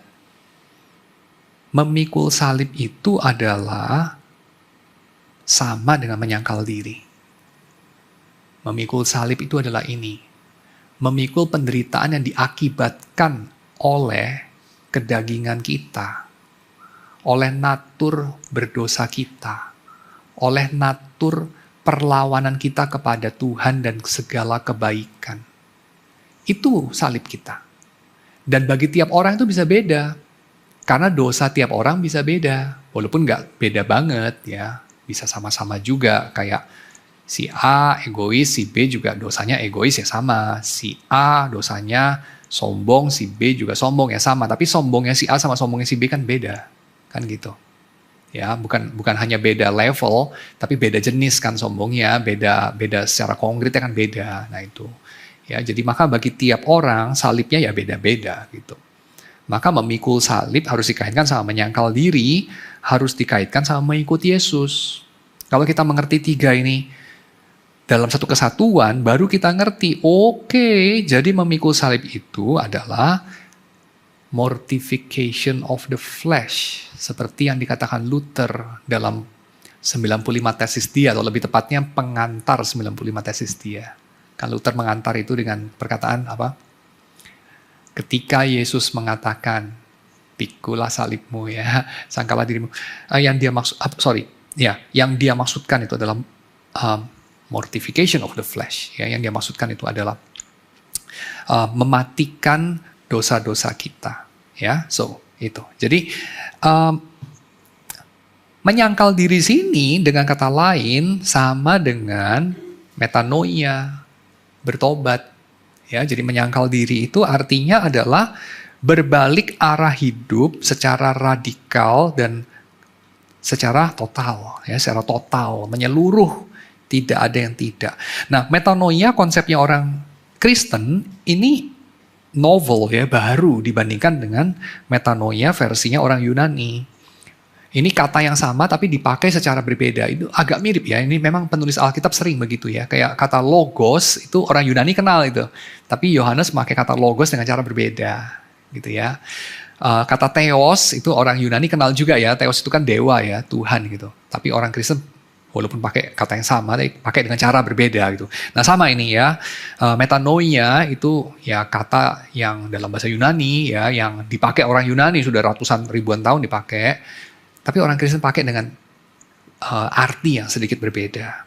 Ya, nah apa bedanya? Beda di sini, metanoia bagi orang Yunani itu artinya cuma sekedar nous ya, apa itu pikiran yang berubah. Jadi metanoia itu berubah pikiran. Mirip seperti apa ya, kalau kamu pesen Grab, terus kemudian kamu cancel, lalu ada pertanyaan ya, kenapa kamu cancel gitu ya, lalu salah satu opsinya itu apa, I change my mind gitu kan, saya berubah pikiran gitu ya, terus kamu cancel, atau kamu beli barang di Tokopedia, terus kamu cancel gitu ya, terus ya kenapa kamu cancel, I change my mind, kan gitu aja. Nah metanoia itu, I change my mind, that's it. Tapi metanoia dipakai sama orang Kristen itu lain gitu artinya. Apa bedanya? Metanoia bagi orang Kristen bukan cuma I change my mind, tapi maksudnya itu I change my way, ya, my life goals, I change my way gitu. Karena orang Kristen itu dikenal sebagai pengikut jalan itu. Dan kita tahu jalan itu beda sama ideologi ya. Kalau ideologi itu kayak cuman ide, cuman idealnya begini, lalu ya itu satu hal yang kayak apa ya, cuman dalam angan-angan gitu. Ya. Tapi kalau jalan hidup itu ya yang kamu jalani. Jadi orang itu bisa punya idealisme yang ya hari ini dia pegang apa, besok ganti lagi, besok lusa ganti lagi, bisa aja, gak masalah itu. Tapi kalau jalan hidup, gak bisa kita bilang jalan hidupmu apa hari Senin ini? Kemarin jalan hidupmu apa? Ya gak bisa lah, jalan itu ya harus dijalani sekian lama baru disebut jalan hidup. Kan namanya juga jalan. Bener gak? Kalau satu spot itu namanya, gak tahu, nomor rumah gitu ya. Kalau jalan itu harus cukup panjang, baru namanya jalan. Kan gitu. Ya, nah jalan hidupmu. Kamu itu menempuh jalan hidup yang mana? Gak bisa. Sebentar ya, saya ingat-ingat dulu saya menempuh jalan hidup yang mana. Saya pilih-pilih dulu ya. Oke, saya menempuh jalan hidup yang ini. Loh yang gak bisa gitu. Jalan hidupmu itu yang mana, itu dievaluasi dalam 10 tahun terakhir. Dievaluasi dalam salah satunya pemeriksaan rekening bank kamu, aliran dana paling banyak untuk apa. Dievaluasi dari kamu punya pilihan-pilihan hidup, waktu kamu paling banyak spend untuk apa gitu. Ya. 10 tahun terakhir. Nah itu baru kamu terus bilang, oh jalan hidupku ini. Gitu. Kayak apa ya, kamu tuh gini deh, kalau dulu Uber ya, saya dulu punya aplikasi Uber, sekarang nggak tahu udah kemana. Kayaknya udah kehapus sendiri ya kayaknya kalau nggak ada itu kan, udah tutup ya Uber ya. Itu kan ada laporan-laporan tuh, kayak, wow kamu tahun ini sudah jalan 2000 kilo gitu ya. Saya waktu itu suka ngeliatin, wih gue udah jalan 3000 kilo gitu ya. Itu kan kelihatan gitu, kamu jalan kemana aja ya. Bener kan? Nah, itulah jalan hidupmu dalam tahun terakhir. Nah, jalan hidupmu itu yang mana? Nah, Kristen itu adalah pengikut jalan itu. Bukan yang tinggal di address itu, atau orang-orang yang punya ide apa. Bukan. Tapi pengikut jalan apa. Itu Kristen. Nah, jalan hidupmu itu yang mana? Apa jalan hidupmu? Apa yang kamu lakukan dengan hidupmu? Ya. Nah, orang-orang Kristen ini pada pada hidupnya ya, pada masa hidupnya, orang-orang Kristen itu terpanggil untuk selalu melakukan ini, metanoia, pertobatan. Ya. Dan itu artinya apa? Itu artinya adalah 2 kata Morris. Yang pertama penghapusan dari kejahatan, dan yang kedua adalah berpaling dari manusia lama kita. Dan itu Alkitab pakai istilah ini. Mati, dikuburkan, dan bangkit bersama Yesus. Ya, itu istilah yang korelatif dengan menyangkal diri, memikul salib, dan mengikut aku. Itu korelatif dengan ini. Roma pasal 6 ayat 2-8 ya, menurut Leon Morris, mati, dikuburkan, dan bangkit bersama Yesus. Jadi kita mati bagi dosa, kita dikuburkan dalam persatuan kita dengan Yesus yang mati, yang tersalib, dan kita dibangkitkan bagi kehidupan yang baru. Ya, itu. Itu adalah jawaban terhadap egoisme. Ya, jadi jawaban terhadap egoisme itu adalah mati bersama Yesus, dikuburkan bersama Yesus, dan bangkit bersama Yesus. Ya, 3 elemen itu. Nah, sekarang kita lihat sekilas itu artinya apa secara praktis ya. Nah, secara praktis ini ada hubungannya sama kejahatan. Ya. Nah, salib itu kan kita melihat di sini merupakan hukuman atas dosa. Salib itu penghukuman atas dosa. Salib itu dimaksudkan oleh orang Romawi, ada beberapa elemen dari salib ya. Salib itu juga tentu yang paling permukaan, yang paling jelas kelihatan, paling kentara. Itu adalah tindakan yang dilakukan orang Romawi terhadap subjeknya. Betul ya? Tindakan orang Romawi terhadap taklukannya. Itu yang paling kentara. Gak bisa disangkali deh. Orang Farisi kamu tanya salib Yesus artinya apa ya? Dia setuju artinya itu. Pontius Pilatus pasti setuju. Murid-murid Yesus juga setuju. Ya, itu lapisan pertama yang paling kelihatan. Lapisan yang kedua, salib itu kan pasti adalah apa? Kesuksesan orang Yahudi di dalam framing Yesus sehingga Yesus dimatikan sama orang-orang tidak bersunat. Yang mematikan Yesus itu bukan orang Yahudi, yang mematikan Yesus itu orang Romawi. Tapi yang menyebabkan orang Romawi kok bisa membunuh Yesus, sekelompok musuh-musuh Yesus orang Yahudi. Kan itu ya? Nah, ini lapisan yang kedua.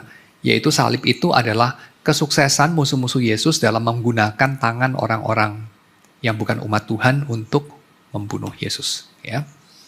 Tapi ada lapisan yang ketiga yang paling dalam. Lapisan itu apa? Salib itu adalah tindakan Allah. Tindakan Allah.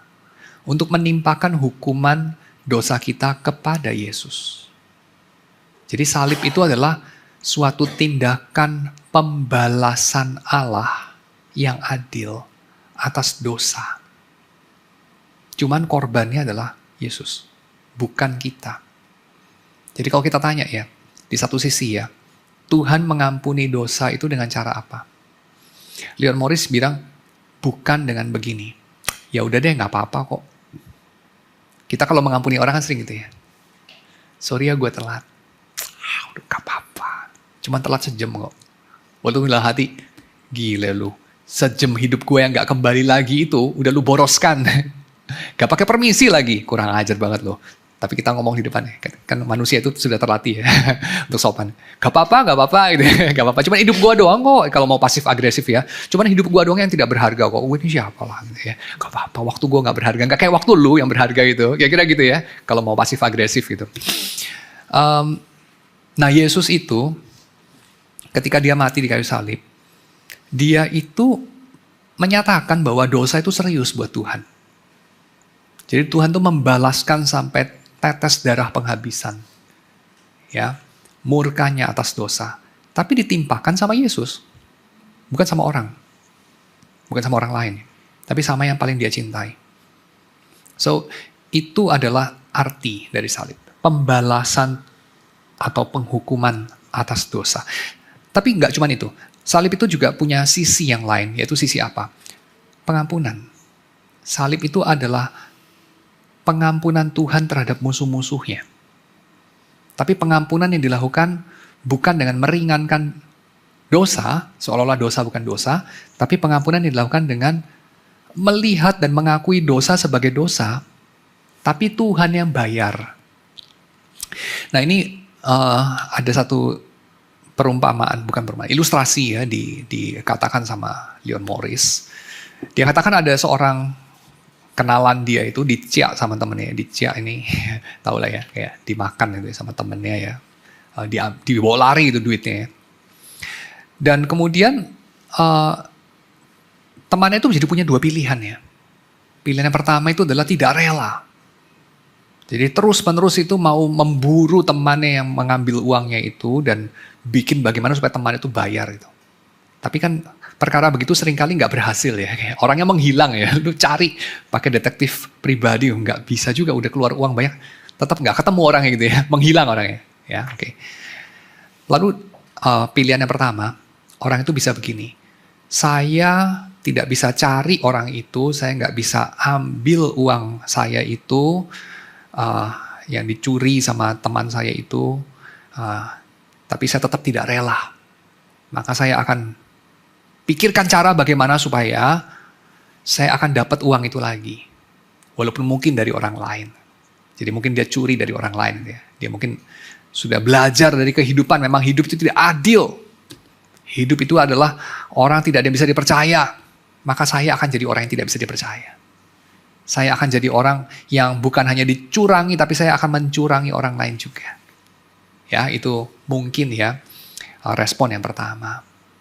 Tapi respon yang pertama ini mengakibatkan apa, kata Morris? Mengakibatkan kejahatan itu menang.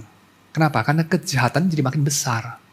Karena kalau misalnya ya, si A kecurian dari si B, lalu si A mencuri dari si C, karena si A ini merasa tidak rela, hidup itu tidak adil, karena uang saya kok diambil sama si B gitu.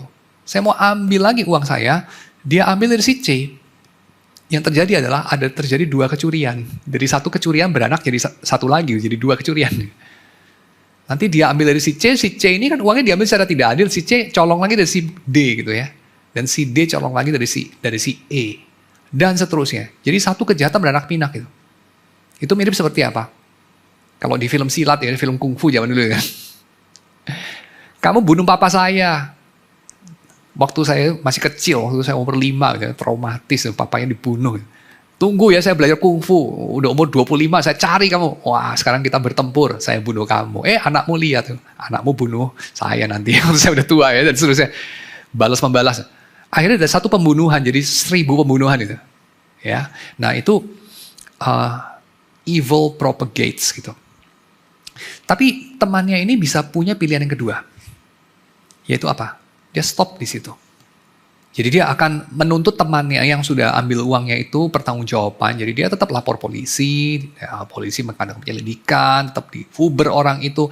Tapi kalau nggak ketemu ya sudah, dia nggak rugikan orang lain. Dia tidak akan mengatakan kehidupan sudah merugikan saya akan rugikan orang lain. Saya nggak akan jadi orang baik lagi gitu. Seumur hidup saya akan jadi orang jahat. Karena saya belajar lah manusia itu pada dasarnya jahat. Oh tidak. Dia tetap jadi seperti dia pada umumnya, pada mulanya tetap baik, tapi dia lebih waspada aja.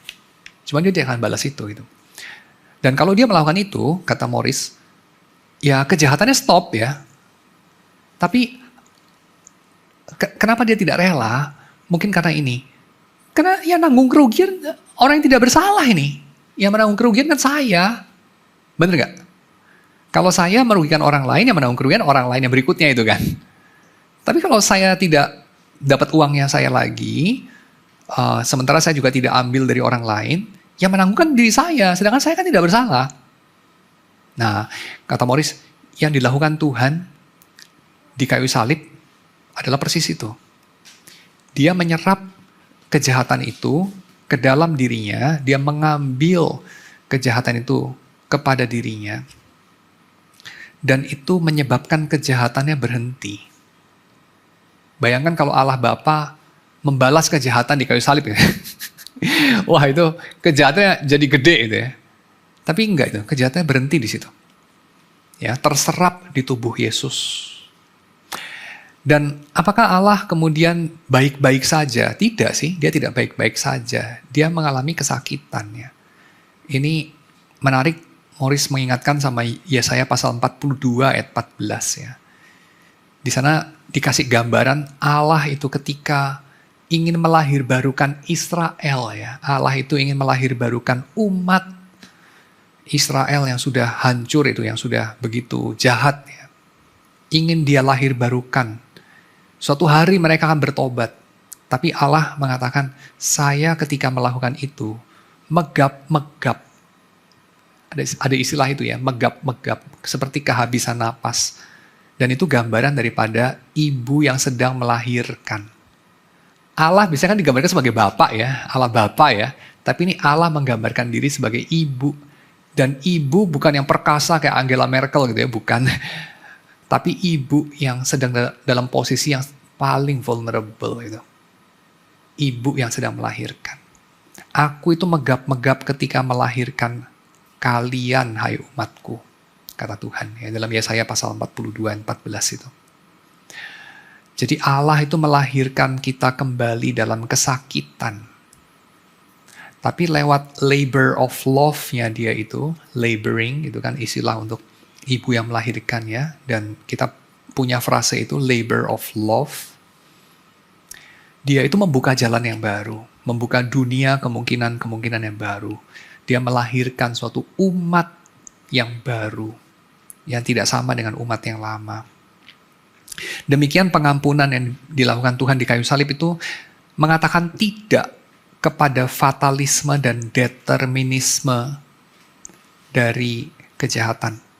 Kejahatan itu pasti melahirkan kejahatan lebih besar, kejahatan pasti melahirkan pembalasan, dan itu akan memperluas penderitaan dan kematian dan kehancuran dalam dunia. Itu sebabnya dunia ini doomed to fail ya, doomed to hell dunia ini. Kenapa? Karena ya kejahatan akan memenuhi dunia ini. Tapi lewat tindakan Tuhan di kayu salib, lewat pengampunan Tuhan, Tuhan menolak kepastian kehancuran ini. Ya, kepastian propagasi kejahatan itu diberhentikan sama Tuhan. Tuhan menolak necesitasnya. Dengan demikian terjadi sintesis yang lebih tinggi.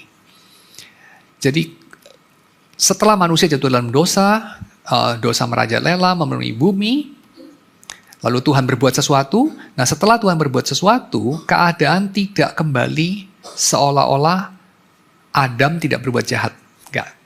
Kita itu kan seringkali bermimpi ya, kejahatan, keburukan, kebodohan, segala dosa. Kita bermimpi itu, kita kepingin bisa bangun dan ini seperti, ternyata mimpi buruk aja gitu. Pernah gak kita mimpi gitu? Kayak kita bisa puter balik jarum jam gitu. Banyak orang pengen gitu kan? Ya, dengan berbagai kejahatan, dosa, kebodohan, dan seterusnya. Dia kepengen puter balik jarum jam. Kalau saja saya tidak melakukan kebodohan, kejahatan, kesalahan itu di masa lampau, 5 tahun lalu, 7 tahun lalu, 10 tahun lalu, 20 tahun lalu, kan tidak begini keadaan.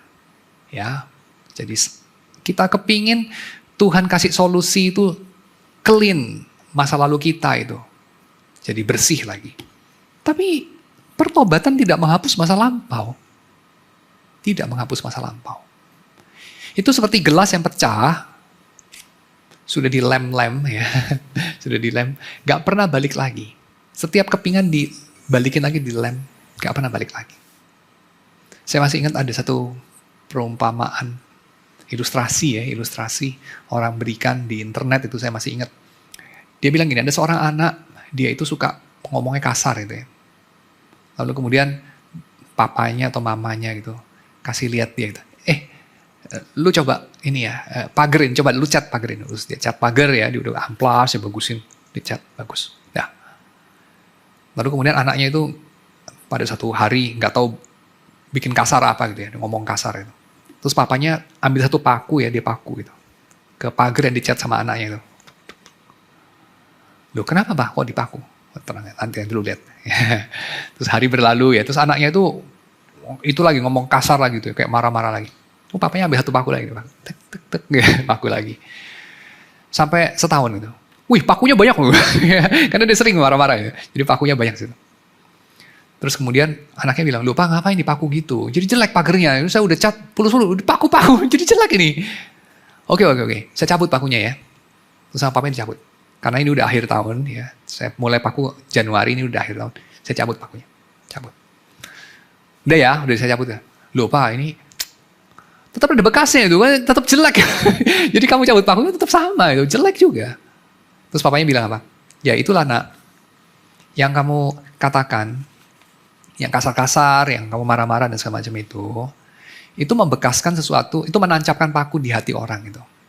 Terus di akhir tahun kamu minta maaf sama orang itu ya. Minta maaf, memulihkan hubungan. Itu sama seperti apa? Kamu udah tancapkan paku, kamu cabut. Ya nggak ada lagi pakunya. Tapi bolongnya ya ada. Bolongnya bekasnya ya ada gitu. Kamu tancapkan pakunya 1000 kali ya akan beda dengan kalau tancapkan pakunya cuma 10 kali gitu. Beda. Ya, bekasnya itu ada di situ. Nah sama ya, kejahatan manusia dalam hidup ini akan membekas. Ya, itu tidak dihapus sama Tuhan. Walaupun pakunya dicabut, tapi bekasnya ada. Nah itu bagaimana bisa lebih baik gitu? Ya, bagaimana lebih baik? Sintesis lebih tingginya tuh apa? Jawabannya, karena kita pernah mengalami itu. Kita pernah mengalami pengalaman diampuni. Dan kita ketika melihat bekas-bekasnya itu, ketidakutuhannya itu, kita mengetahui dari kedalaman dan kegelapan dan kematian yang seperti apa mengerikan ya, Tuhan sudah membawa kita ke dalam kehidupan lagi. Jadi bekas-bekas itu akan mengingatkan kita seperti bekas-bekas penyalipan Tuhan di tangan Tuhan. Mengingatkan kita akan cinta Tuhan. Ya. Nah oke, so tugas gereja. Tugas gereja ngapain ya? Tugas gereja adalah hidup sebagai orang Kristen, kira-kira gitu ya. Tugas gereja adalah menjadi orang Kristen. Hidup sebagai masyarakat societas Dei, ya, masyarakat ilahi yang diampuni. Kita itu hidup sebagai kumpulan orang-orang yang diampuni. Kita menghidupi itu nggak sih? Mungkin enggak loh. Kita itu mungkin kepingin menjadi orang yang tidak pernah bikin salah. Kenyataannya kita selalu bikin salah. Sehingga pada kenyataannya kita itu bukan hidup sebagai orang-orang yang nggak bikin salah, tapi hidup sebagai orang-orang yang menutupi salah. Hidup sebagai orang-orang yang tidak mengakui salah. Hidup sebagai orang-orang yang merasionalisasi dan membenar-benarkan mencari alasan kenapa kita bikin salah itu. Kita hidup bukan sebagai masyarakat yang diampuni. Maka kita juga tidak memikul salib kita, menyangkal diri kita, apalagi mengikut Yesus. Ketika kita menolak untuk menghidupi hidup sebagai orang-orang Kristen, yaitu orang-orang yang diampuni itu. Diampuni bukan dengan lambaian tangan, udahlah nggak apa-apa, nggak usah dipikirin, itu cuman gitu doang kok. Ya, tapi dengan pengakuan bahwa yang kita lakukan memang sungguh jahat. Tapi Tuhan mengampuni dengan menyerap kejahatan kita itu dalam dirinya. Ya. Nah, maka kita terpanggil untuk menghidupi ini. Menolak membalas kejahatan dengan kejahatan. Karena kita tahu bahwa ketika kita menyerap kejahatan itu akan berhenti dan tidak meluas makin lebar. Dan kalau kita melakukan ini satu sama lain ya, saya kira dunia akan menyaksikan datangnya kerajaan Allah. Dan kita tidak bisa berharap bahwa bahwa ada lembaga lain atau ada orang-orang lain yang kita bisa harapkan melakukan ini. Kalau kita tidak melakukan, lantas siapa? Kira-kira itu pertanyaannya ya. Kalau bukan kita yang jadi orang Kristen, lantas siapa? Kita tidak bisa berharap orang ateis jadi Kristen ya. Kita tidak bisa berharap orang-orang yang bukan Kristen berlaku seperti orang Kristen. Kita hanya bisa berharap diri kita, orang-orang Kristen, orang-orang yang sudah diampuni, berlaku seperti orang-orang yang sudah diampuni. Dan kalau kita melakukan itu, dunia akan punya sesuatu untuk disaksikan. Dan itu esensi daripada menjadi saksi Kristus. Yaitu menjadi tontonan. Menjadi sesuatu yang disaksikan oleh dunia. Itulah esensi menjadi saksi kan? Disaksikan. Dunia akan menyaksikan kita. Menyaksikan apa? Menyaksikan orang-orang berdosa yang diampuni. Dan orang-orang berdosa yang saling mengampuni. Dan itu akan so powerful. Why? Karena dunia tidak menyaksikan itu dari tempat lain. Siapa yang bisa menyaksikan itu selain kita? Orang-orang yang diampuni. Bedanya apa orang egois? Egois itu jelek. Bedanya apa orang Kristen yang egois dengan orang non atau orang yang tidak, itulah ya, ateisme dan sebagainya, yang egois gitu. Oh iya. Tadi saya ada singgung, mungkin agak terlalu cepat atau kurang penjelasan ya, saya jelaskan. Penjelasannya adalah jawabannya adalah ini. Jawabannya adalah orang Kristen lebih canggih dalam menyembunyikan egoismenya. Orang ateis yang egois lebih apa adanya. Jadi egoisnya kelihatan. Itu kira-kira. Jadi orang religius cenderung lebih menyamarkan egoisnya. Karena religiusitas itu cenderung kurang simpati sama egoisme. Oke. Terus tadi saya kurang setuju dengan Leon Morris ya, yang mengenai jalan. Gimana? Jalan hidup atau gimana. Gimana? Itu menurut saya kok kurang mendasar gitu. Kenapa bukan perubahan worldview seseorang gitu. Oke. Kalau worldview-nya berubah, otomatis jalannya berubah pasti. Nggak tentu. Nggak tentu. Oke. Di dalam pengamatan Gordon Spikeman, Nicholas Wolterstorff, Harry Fernhout saya kira juga ya. Dalam beberapa artikel yang mereka tulis mengenai worldview dan schooling ya. Jadi mereka bikin penelitian mengenai sekolah Kristen, Universitas Kristen ya. Harry Fernhout, Gordon Spikeman sama Nicholas Wolterstorff. Mereka mengatakan college Kristen, sekolah-sekolah Kristen, fellowship pemuda Kristen dan seterusnya. Kalau kita bikin quiz ya, worldview mereka apa gitu? Worldview Kristen. Worldview-nya, cara melihat dunia, Kristen. Tapi kalau lihat cara hidupnya, gak banyak beda sama anak college lain. Jadi kemudian kita tanya ya, mana lebih berguna sih? Lu punya worldview Kristen, atau lu punya life Kristen? Kita lebih kepengen itu kayak diri kita dan anak-anak kita tuh menghidupi hidup yang Kristen, atau cara pandang yang Kristen. Dan kenyataannya banyak orang yang punya cara pandang yang Kristen. Cara pandang yang Kristen, memang Kristen ya. Tapi gak menghidupinya. Jadi asumsi kita memang ya, asumsi orang rasionalistik ya sering. Software-nya diganti semua ngikutin. Kalau komputer gitu sih Pak. Software diganti semua ngikutin. Tapi manusia itu bukan komputer. Jadi software-nya diganti. Itu aja.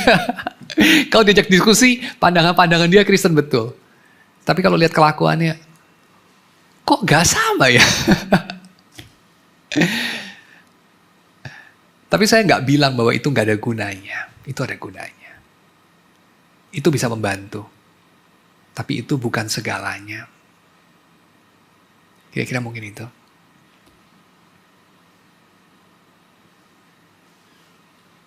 Contoh paling gampang ya. Orang itu, ini saya menggampangkan banget sih tapi kira-kira mungkin beginilah. Saya tadi baru nonton dokumenter mengenai orang kecanduan Coca-Cola itu. Ada satu perempuan, dia sejak umur 5 jadi imigran ke Amerika dari Rusia, dia tadi dari Rusia. Sejak umur 5 nyicipin Coca-Cola gitu ya. Terus kemudian umurnya sampai 20 itu. Dia tuh kecanduan Coca-Cola itu. Setiap hari dia habiskan 30 kaleng Coca-Cola. Saya hitung-hitung itu kayak 9,9 liter. Itu saya rada gak percaya sih. Saya minum air tuh gak sampai 10 liter. Minum air 4 liter aja kayaknya kebanyakan itu ya minum air ya. Tapi orang itu bisa sampai 9,9 liter per hari.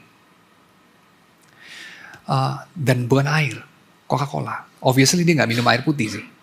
Dia hanya minum Coca-Cola aja.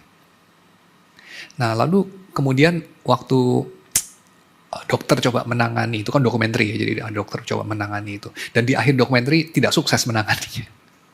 Salah satu metode yang dilakukan adalah, dia itu harus membuang separuh dari persediaan Coca-Cola dia di rumah, yang mana itu persediaan hanya untuk 1 minggu sebetulnya, buang separuh. Lalu kemudian, kalau dia mau beli lagi, kalau dia masih butuh gitu ya, dia harus pergi beli. Lalu metode membuangnya adalah, dia bilang, yuk, kalian kan udah setuju nih ya, mau bantuin dia ini lepas dari kecanduannya. Jadi kalian buka kalengnya itu, yang separuh itu kalian buka, kalian buang. Terus yang cewek itu langsung menolak gitu. Dia bilang apa? Buat apa? Buat apa dibuang gitu? Nanti saya akan beli lagi. Lalu orang yang coba treatment tuh bilang gini, loh justru itu poinnya. Kalau kamu beli lagi lebih susah kan? Jadi jatah kamu itu separuh ini, sisanya dibuang. Lalu kalau dalam minggu ini kamu kepingin banget, kamu nggak tinggal ambil dari kulkas. Kamu harus pergi keluar, beli, spend duit. Kan lebih males kan? Itu intinya. Bikin lebih susah. Nah, kayak gini. Ini apa hubungannya ya dengan worldview dan life? Hubungannya begini. Mana lebih ngefek kepada membantu orang ini lepas dari kecanduannya? Bikin minum Coca-Cola itu lebih susah karena nggak cuma tinggal buka kulkas tapi mesti pergi ke supermarket beli apa segala macam banyak terus baru dia minum, atau dikasih tahu bahaya Coca-Cola, gulanya berapa banyak apa segala macam, lalu diindoktrinasi, dikasih nggak tahu lah musik drama. Yang mana lebih gampang gitu, yang mana lebih efektif? Yang satu itu addressing dia punya apa itu, pengetahuan, view, mungkin perasaan juga, ya, world view kan ada itu ya, pengertian, perasaan, arah hati, world view-nya diganti, atau struktur dan letak tubuhnya dia sama Coca-Cola itu loh, jaraknya dijauhin, mana lebih efektif? Kayak kira itu. Ya tentu orang pada akhirnya butuh dua-duanya ya, tapi soal view dia udah tahu, dia tanya gitu kan. Lu tahu nggak ini gulanya berapa banyak? Lu tahu nggak ini bahayanya apa buat lu? Ini ada tes darah lu nih. Insulin lu udah kayak gini. Lu udah pre-diabetik, umur lu baru 20 dan segala macam. Ini lu terusin lagi nggak sampai umur 35 udah mati lu dan segala macam. Tahu nggak dia? Dia tahu. Bisa nggak dia nggak minum Coca-Cola 30 kaleng sehari? Nggak bisa, Pak. Nggak bisa. Dalam seluruh perjalanan di dokumenter itu di cut back sampai dia paling sukses itu 20 kaleng sehari. Itu udah sukses, 20 kaleng sehari. Udah gitu relapse. Terus diapain? Kasih pengetahuan. Gak sukses, gak bisa. Dan behavioral therapy aja sampai terakhir gagal sih. Jadi di akhir dokumenter dia ya pesimis. Gak tau masih hidup gak tuh orang. Karena itu udah cukup lama dokumenterinya. Itu kira-kira jawaban saya, Pak. By the way, saya pengajar worldview di STT ya. Dan saya juga pernah merancang kurikulum Christian worldview di sebuah sekolah internasional. So, ya, saya tahu lah worldview. Dan saya pernah dalam posisi itu. Ganti softwarenya, semua beres. Tapi manusia bukan robot sih. Ganti softwarenya, hidupnya tetap sama.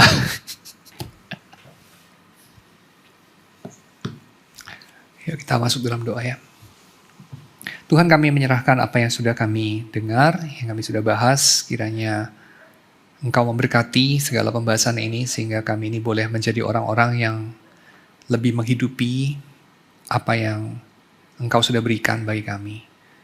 Karena apa yang Engkau sudah berikan tidak diberikan oleh dunia, dan apa yang Engkau berikan akan menghasilkan kehidupan bagi kami ketika kami mengikutinya, ketika kami menghidupinya.